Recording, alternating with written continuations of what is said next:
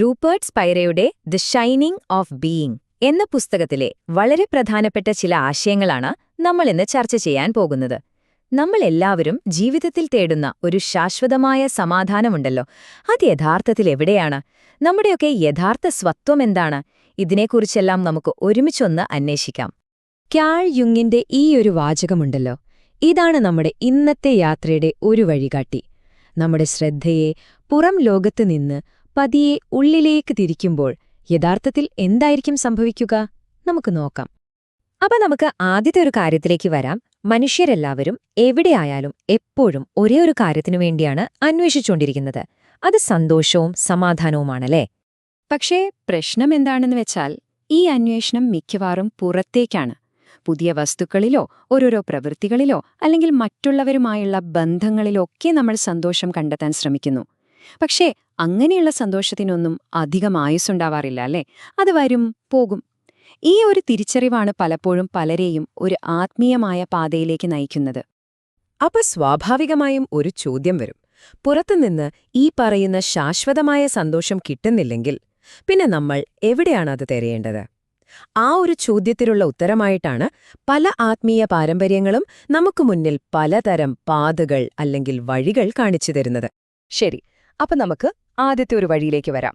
ഇത് ഒരുപക്ഷെ നമുക്കെല്ലാവർക്കും കുറച്ചുകൂടി പരിചയമുള്ള ഒന്നായിരിക്കും: പുരോഗമനപരമായ പാത അഥവാ പ്രോഗ്രസീവ് പാത്ത്. ഈ പാതയുടെ പ്രധാന രീതി ഇതാണ്. അതായത്, നമ്മുടെ മനസ്സ് എപ്പോഴും പലയിടത്തായി ചിതറിക്കിടക്കാണല്ലോ. ആ മനസ്സിന്റെ ഊർജ്ജത്തെ മുഴുവൻ ഒരൊറ്റ ബിന്ദുവിലേക്ക് കൊണ്ടുവരിക. അത് ചിലപ്പോൾ നമ്മുടെ ശ്വാസമായിരിക്കാം, അല്ലെങ്കിൽ ജപിക്കുന്ന ഒരു മന്ത്രമായിരിക്കാം, അതുമല്ലെങ്കിൽ ഒരു മെഴുകുതിരി നാളമായിരിക്കാം. ഈ ആശയം വളരെ എളുപ്പത്തിൽ മനസ്സിലാക്കാൻ നമ്മുടെ ശ്രദ്ധയെ ഒരു ടോർച്ച് ലൈറ്റ് പോലെ ഒന്ന് സങ്കൽപ്പിച്ചു നോക്കൂ. ഈ പാതയിൽ നമ്മൾ ചെയ്യുന്നത് ആ ടോർച്ച് ലൈറ്റിന്റെ പ്രകാശത്തെ ഒരൊറ്റ വസ്തുവിലേക്ക് മാത്രം ഫോക്കസ് ചെയ്യുകയാണ്. ഓക്കേ, ഇനി നമുക്ക് രണ്ടാമത്തെ ഒരു വഴി നോക്കാം. ഇത് അത്ര സാധാരണയായി കേൾക്കുന്ന ഒന്നല്ല. ഇതിനെയാണ് നേരിട്ടുള്ള പാത അഥവാ ഡിറക്റ്റ് പാത്ത് എന്ന് പറയുന്നത്. ഇവിടെ കാര്യങ്ങൾ കുറച്ചുകൂടി വ്യത്യസ്തമാണ് കേട്ടോ. പുറത്തുള്ള ഒരു വസ്തുവിൽ ശ്രദ്ധിക്കുന്നതിന് പകരം ഈ വഴിയിൽ നമ്മൾ ശ്രദ്ധയെ അതിന്റെ ഉറവിടത്തിലേക്ക് തന്നെ തിരിച്ചുവിടുകയാണ്. അതായത്, അറിയുന്ന ഞാൻ ആരാണ് എന്നൊരന്വേഷണം. ഈ വഴിയിലൂടെ പോകുമ്പോഴുള്ള പ്രധാന ചോദ്യങ്ങൾ ഇതൊക്കെയാണ്. യഥാർത്ഥത്തിൽ ഞാൻ ആരാണ്? അല്ലെങ്കിൽ എല്ലാ അനുഭവങ്ങൾക്കും സാക്ഷിയായി നിലകൊള്ളുന്ന ആ ഒന്നുണ്ടല്ലോ, അതെന്താണ്? ഈ ചോദ്യങ്ങൾ നമ്മുടെ മനസ്സിനെ പതിയെ ഉള്ളിലേക്ക്, അതിന്റെ ഉറവിടത്തിലേക്ക് തന്നെ നയിക്കുന്നു. ഈ ആശയം മനസ്സിലാക്കാൻ ഇതിലും നല്ലൊരു ഉദാഹരണമില്ല. ഒന്നാലോചിച്ചു നോക്കൂ. സൂര്യന് സ്വയം കാണാനായിട്ട് വേറൊരു വെളിച്ചത്തിന്റെ ആവശ്യമുണ്ടോ? ഇല്ലല്ലോ. അതുപോലെ നമ്മുടെ അവബോധത്തിന് സ്വയം അറിയാനായിട്ട് വേറൊരു വസ്തുവിന്റെ ആവശ്യമില്ല. അത് സ്വയം പ്രകാശിക്കുന്നതാണ്, സ്വയം അറിയുന്നതാണ്. അപ്പോ ചുരുക്കി പറഞ്ഞാൽ ഇതാണ് ഈ രണ്ട് വഴികളും തമ്മിലുള്ള പ്രധാന വ്യത്യാസം. ആദ്യത്തേത് ഒരു ടോർച്ച് ലൈറ്റ് പോലെ ശ്രദ്ധയെ പുറത്തേക്ക് ഏതെങ്കിലും ഒരു വസ്തുവിലേക്ക് തിരിക്കുന്നു. രണ്ടാമത്തേത് സ്വയം പ്രകാശിക്കുന്ന സൂര്യനെപ്പോലെ ശ്രദ്ധയെ അതിന്റെ ഉറവിടമായ അവബോധത്തിലേക്ക് തന്നെ മടക്കിക്കൊണ്ടുവരുന്നു. ഇനിയാണ് നമ്മൾ ഏറ്റവും രസകരമായ, ഒരുപക്ഷേ ഏറ്റവും ലളിതവും അതേസമയം ഏറ്റവും ആഴത്തിലുള്ളതുമായ ഒരു ആശയത്തിലേക്ക് വരുന്നത്. ഇതിനെ ഒരു പാത എന്ന് വിളിക്കാൻ പറ്റുമോ എന്നുപോലും സംശയമാണ്. കാരണം ഇതാ വഴി എന്ന ആശയത്തെ തന്നെ മറികടക്കുന്നു. ഇവിടെയാണ് നമ്മൾ ചിന്തിക്കുന്ന രീതിയെ മൊത്തത്തിലൊന്ന് മാറ്റിമറിക്കുന്നത്. നമ്മുടെ യഥാർത്ഥ സ്വഭാവത്തിലേക്കെത്താൻ ഒരു പ്രത്യേക രീതിയുടെയോ ടെക്നിക്കിന്റെയോ ആവശ്യമില്ല. എന്തുകൊണ്ടാണോ? കാരണം നമ്മൾ അന്വേഷിക്കുന്നത് നമ്മൾ അല്ലാത്ത എന്തോ ഒന്നിനെയല്ല, നമ്മൾ എപ്പോഴും ആ ഇരിക്കുന്ന ഒന്നിനെയാണ്. അതുകൊണ്ടുതന്നെ ധ്യാനം എന്നത് നമ്മൾ ചെയ്യുന്ന ഒരു പ്രവൃത്തിയല്ല, മറിച്ച് നമ്മുടെ ഏറ്റവും സഹജമായ സ്വാഭാവികമായ അവസ്ഥയാണ്. നമ്മുടെ ഈ അന്വേഷണത്തിന്റെ അവസാന ഭാഗത്തേക്ക് നമ്മൾ കടക്കുകയാണ്.